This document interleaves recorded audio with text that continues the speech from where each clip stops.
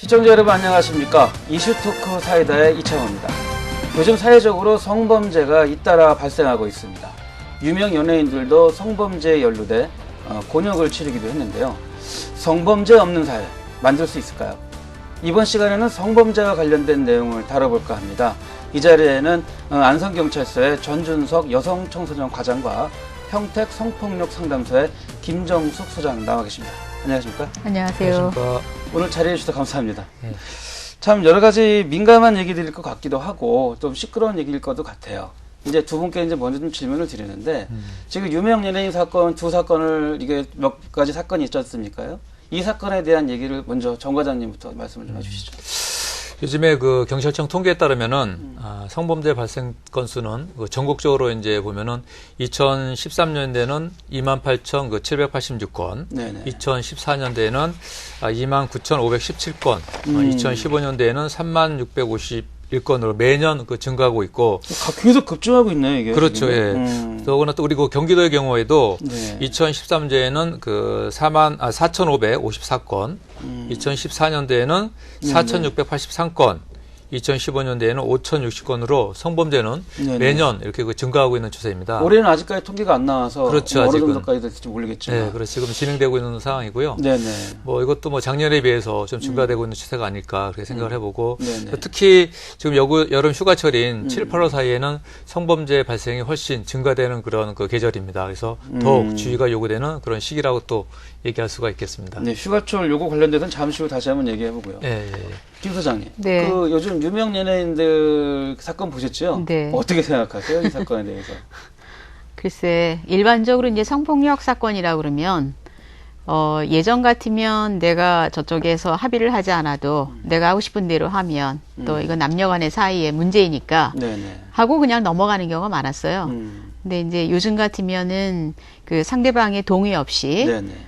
또 합의를 이루지 않은 상황에서 내가 하고 싶은 성적인 욕구들을 해소했을 때 그것이 분명하게 이제 성폭력으로 인식이 되거든요. 네. 근데 이제 연예인들 같은 경우 이제 본인들이 가지고 있는 성적인 욕구나 이런 것들을 이제 어떤 뭐 술집이나 아니면 또 자기가 그 연애를 하는 그 과정에서 그 상대방 여성들에게 그 뭐 자연스럽다고 나름대로 또 얘기는 할 수가 있겠죠. 근데 이제 그런 과정에서 자기가 했던 행동이 사실은 법에 저촉이 되고 위법한 행위라는 것들을 자기가 이제 인정하고 싶지는 않겠죠. 근데 이제 뒤늦게 이제 그것들이 불거지면서 문제가 되는데, 그래서 이제 합의를 했느냐 안 했느냐 동의 여부가 이제 그렇죠. 관건이 되기도 하고, 또 심지어는 뭐 성매매 여성들과의 관계에서 불거지는 문제이기도 하고, 그래서 여러 가지 굉장히 우왕좌왕하고 있는데, 이걸 통해서 볼 때 이제 일반인들 같은 경우 이거 성적인 행동들은 네네. 분명하게 상대방하고 동의하고 그다음에 나하고 어떤 그 뭐랄까 합의가 없는 상황에서 이루어진다 그러면 이건 다 불법적인 문제다라는 인식을 심어주는 계기가 될 것 같습니다.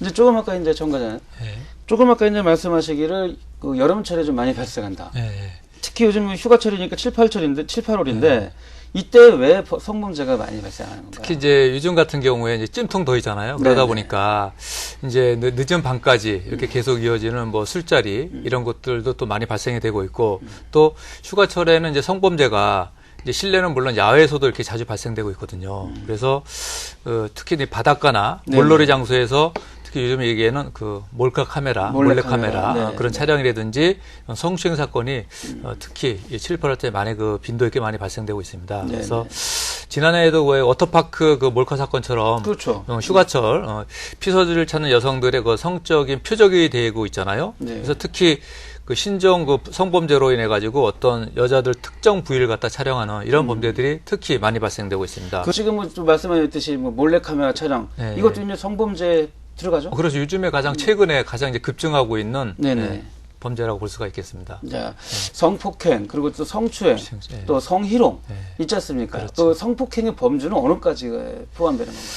성폭행의 범위를 갖다가 뭐 말할 수 이렇게 그 사례를 뭐 얘기한다 보면은 이제 최근에 이제 뭐 연예인들 사건들도 이제 언론에 보도시 많이 됐지만 이게 성폭행의 어떤 논란들을 이게 합의에 의한 성관계냐 아니면 강압에 의한 성관계냐 여기는 많은 차이가 있습니다. 그래서 성관계에 있어서 그 어떤 정황 증거, 그 진술 증거만 가지고는 우리가 그 증거가 없는 경우가 많이 있거든요. 그래서 성관계 등을 할 때 피해자가 동의를 했는지 여부는 그 성폭행의 사건에서 가장 중요한 쟁점이 되기도 합니다. 그래서 우리 그 경찰 수사 단계에서도 당시 폭행, 협박에 의한 어떤 그 성적 자기 결정권에 대한 침해가 있었는지에 대해서 폭행 협박의 내용과 그 정도는 물론이고 또 유혹력을 행사하게 된 경위 또 선교 당시에 그 이유에 대한 정황 또 피해자가 구조 요청을 할 수 있었는지 그 여부 또 사건 장소가 밀폐된 장소였는지 아니면 공개된 장소였는지 이런 것도 모든 정황을 종합적으로 구분해서 이제 저희들이 판단하고 있습니다. 특히 성관계 이후에 피해자와 피의자가 어떠한 대화 내용을 주고받았는지 또 예를 들어서 성관계 직후에 피의자가 피해자에게 어떤 뭐 용서를 구한다고 얘기를 하면 이건 당연히 성폭행으로 판단될 여지가 있다고 볼 수가 있습니다. 근데 이게 성폭행이 이제 그 여성만 대상으로 하는 게 아니고 남성을 대상으로도 이렇게 이루어지는 경우가 있지 않습니까? 네. 어떤 사례들 혹시 그런 사례들이 있습니까? 저희가 이제 직접 지원을 했던 사례인데요. 직접 지원을 하셨어요? 남성이 남성에게 남성에게 강간을 당한 경우죠. 그래서 저희가 성폭력이라고 흔히 얘기를 하면 성이라는 단어와 폭력이라는 단어 두 개가 조합이 되는 합성어이거든요. 그래서 성적으로 수치심과 불쾌감을 느끼는 피해를 가지게 되는 이제 폭력의 범위인데 가볍게는 말 가지고 희롱을 하는 성희롱부터 시작해서 심한 경우는 이제 강간까지인데 예전에 강간은 피해자가 여성에게만 해당이 됐어요. 네, 그렇죠. 그래서 남성이 여성의 질에 이제 강압적으로 삽입을 했을 때 이제 강간으로 규정을 했는데 최근 들어서는 이제 남성도 성폭력, 강간의 피해자로 인정을 합니다. 그래서 그 남성 같은 경우는 항문에 어떤 남성이 이제 그 술 먹고 쓰러져 있는데 잠이 들어 있는데 뒤에다가 항문에다가 삽입을 하고 강간을 한 거죠.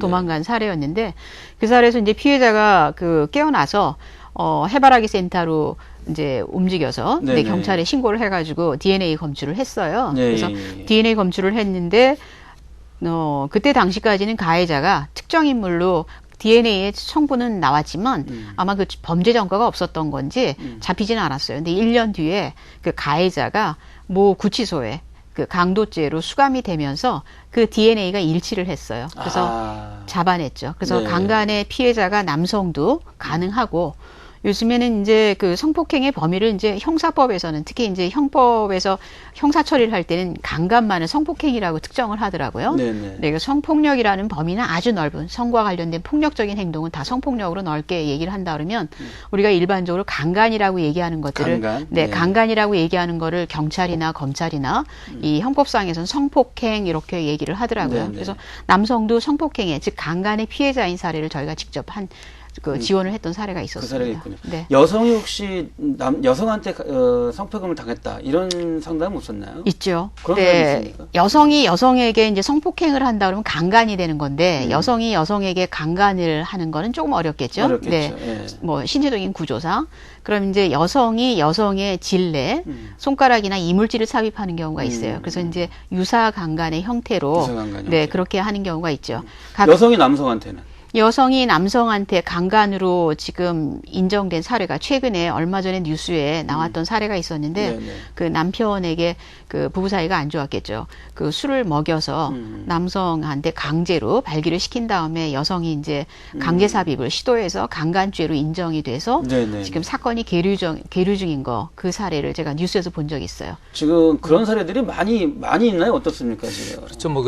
실질적으로 우리가 성폭행에 당한 사람은 보통 여성들이 신고를 많이 하게 되는데 최근에 이제 이런 사례가 있었습니다. 뭐 강압적인 성관계가 아니더라도 그 성폭행이라고 이제 여자가 신고를 한 후에 어떤 합의금을 받아낼 목적으로 그런 게 이제 신고가 들어온 사례도 있었는데 어떤 여성과의 관계에서 이제 발생하는 성폭행 무고죄를 입증하는 것은 상당히 좀 어려움이 많이 있거든요. 근데 이 성폭행 무고죄를 갖다가 이제 우리가 증명하기 위해서는 당시 여성과 같이 간 장소 내에서 뭐 CCTV라든지 어떤 성관계 전후 주고받은 대화 내용 이런 것들을 갖다가 이제 많이 하게 되는데 최근에 그 여성이 자기가 성폭행을 당했다고 해서 신고를 한 사례가 있었는데 이제 그 추적을 해보니까 이 여성이 오히려 뭐 편의점에 같이 가가지고 뭐 술하고 뭐 안주거리하고 사가지고 해서 다정하게 팔짱을 끼고 이제 집에 들어가는 그런 CCTV 편의점 그렇게 찍힌 게 있었습니다. 나중에 이제 법원에서 이거는 무고죄에 해당한다. 그래가지고 이제 징역 6개월 및 집행유예 2년을 선고한 그런 사례도 있습니다.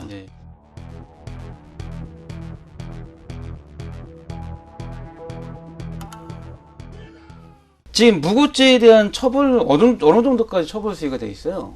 무고도 상당히 그 형량이 높습니다. 이제 무고죄를 경험하게 되면은 10년 이하의 징역이나 1,500만 이하의 벌금을 이렇게 받도록 그렇게 규정되어 있습니다. 그럼 지금 대부분 얘기 나오는 거 보니까는 무고죄 처벌이 그렇게 높지 않다는 지적들이 좀 많아서 이거를 좀 어떻게 하면 그러니까 악용하는 사례들을 없앨까? 그 방향에 대한 방법들을 좀 제시를 해야 될 것 같은데 어떠세요, 정 과장님께서는 어떻게 생각하세요? 무고죄는 아까 뭐 어떤 그 사회적인 파장도 있을 수가 있고 이번에 그렇죠. 그 뭐 연예인 사건처럼 그게 어쨌든 발생되고 나서 무고해가지고 내가 혐의가 없다는 걸 인정받더라도 거기에 따른 사회적인 파장을 이루 말할 수가 없거든요. 그래서 최근에 벌어진 그 연예인 사건들처럼 이런 경우에는 좀 더 강하게 그냥 무고죄에서 단순 어떤 얘기하듯이 뭐 선고유예 그런 거보다도 뭐 집행유예나 그런 것보다 좀 강하게 실형을 살 수 있는 그런 거 제도가 좀 필요하지 않을까 생각을 해봅니다. 네. 이 성범죄 관련된 고소고발건 중에서 무고죄로 이렇게 바뀌는 경우가 좀 어느 정도 되나요? 어떤 그 합의금을 갖다가 벌을 목적으로 여성이 내가 이제 강제 추행을 당하지도 않았는데도 내가 추행을 당했다. 이런 거는 이제 그 좀 사례가 좀 많이 있습니다. 많이 있습니까? 네. 근데 한 번 걸리면은 이제 인생이 이제 뭐라 그럴까 파탄 나고 네. 모든 게 주변이 정리가 되는 거죠. 그렇죠. 아까 했던 꽃뱀, 네네. 꽃뱀 그런 게 이제 과거에는 이제 뭐 이런 어르신들을 상대로 그런 게 네네. 많이 있었는데 지금은 네. 뭐 많이 그런 건 사라진 것 같습니다. 글쎄요. 뭐든지 다 남자건 여자건 조심을 해야 되는 상황인데 참 이거 뭐 힘든 사회가 참 자꾸 이렇게 힘들어지는 상황이 살아가는 게 힘들어져가는 사회인 것 같습니다. 성폭력 얘기를 좀 해봤는데 두 번째 얘기를 좀 넘어가 볼게요. 이 아동 성폭력 심각하지 않습니까? 그렇죠. 예. 어때요, 요즘 상황이?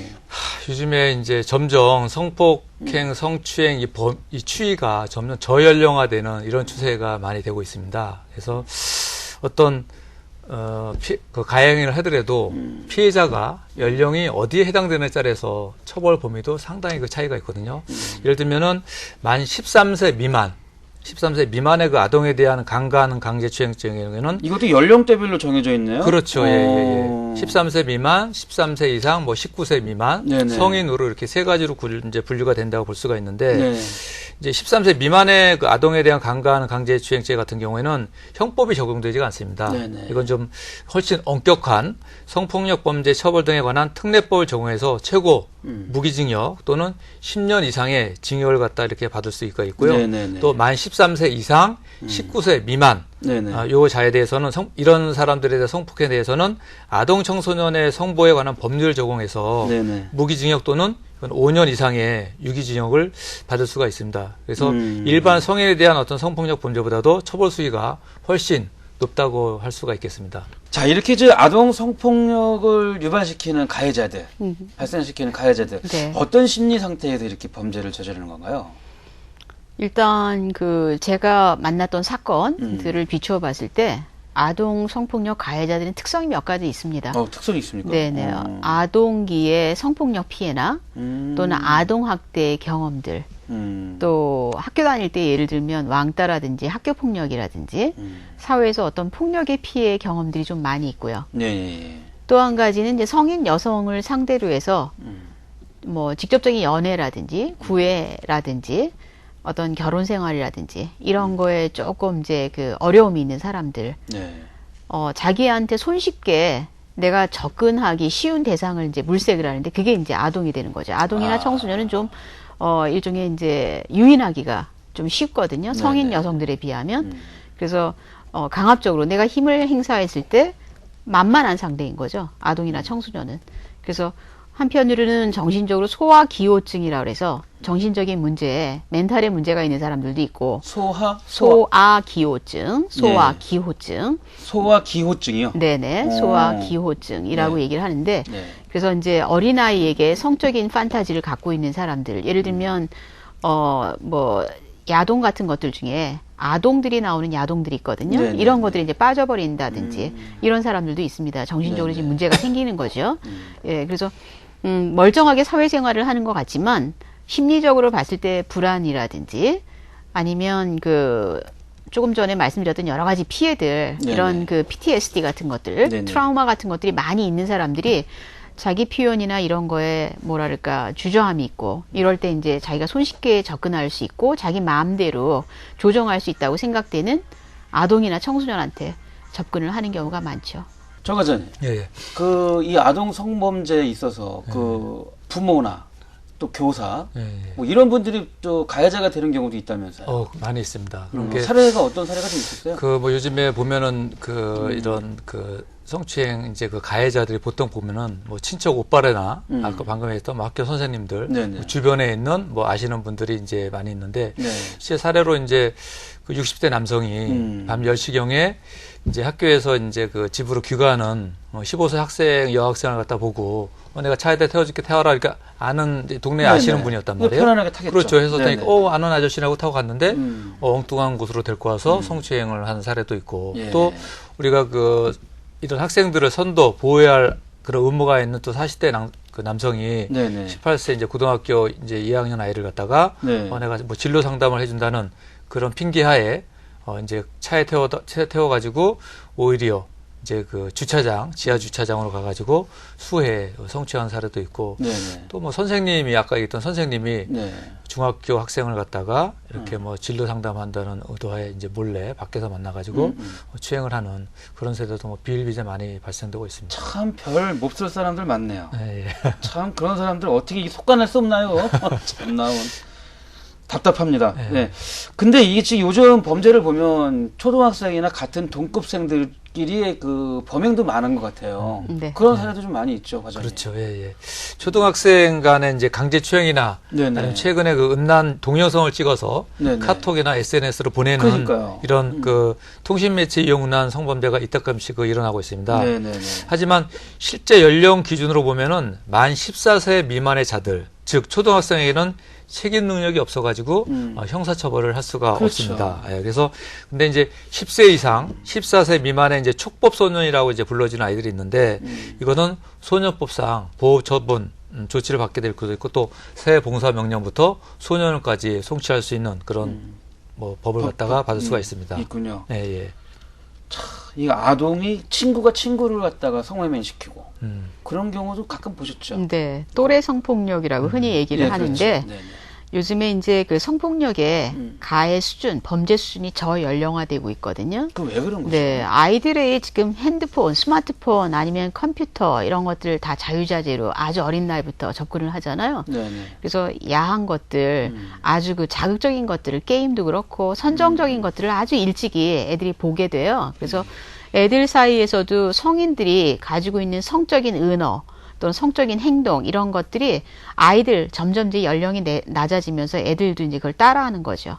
그래서 우리 결국 이제 사회에서 성인들이 하는 행동의 축소판이라고 보시면 될 것 같습니다. 그래서 네. 아동이 아동을 성매매하고 성폭력도 하고 그러니까. 그걸 가지고 협박을 하고 또 그것들을 가지고 애들한테 뭐 동영상 찍어서 뭐 자기 그 명령에 따르도록 한다든지 아니면 또래들 사이에서 그것들을 돌린다든지 하는 행동들을 뭐 중학교, 초등학교에서도 일어나는 걸 제가 본 적이 있습니다. 네. 예. 그 인터넷 홈페이지에 이렇게 뒤져보면 네.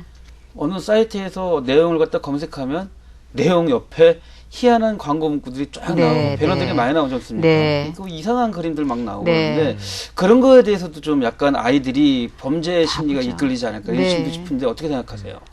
제가 이제 실제로 초등학교에 성교육하러 또는 네네. 성폭력 예방 교육하러 나갔을 때 아이들한테 네. 질문을 던지거든요.